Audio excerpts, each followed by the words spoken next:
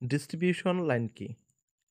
গ্রাহক পর্যায়ে অর্থাৎ দোকানপাট, বাড়িঘর, শিল্প কারখানা প্রভৃতি স্থানে ইলেকট্রিক পাওয়ার সিস্টেম পৌঁছে দেওয়ার বা বিতরণের জন্য যে সার্কিট গড়ে তোলা হয় সেটি মূলত ডিস্ট্রিবিউশন লাইন।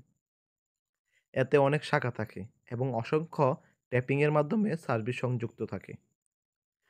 বাংলাদেশের প্রাইমারি ডিস্ট্রিবিউশন ভোল্টেজ কত? বাংলাদেশের প্রাইমারি ডিস্ট্রিবিউশন ভোল্টেজ হচ্ছে 11 কেবি, 6.6 কেবি, 3.3 কেবি ইত্যাদি। ডিস্ট্রিবিউটরের গ্রহণযোগ্য সর্বোচ্চ ভোল্টেজ ড্রপের হার 6%।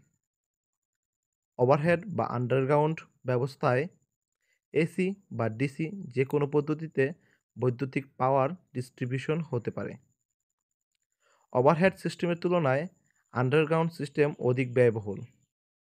তাই বাংলাদেশের প্রায় বেশিরভাগ জায়গায়ই ওভারহেড ডিস্ট্রিবিউশন সিস্টেম বেশি ব্যবহার করা হয়।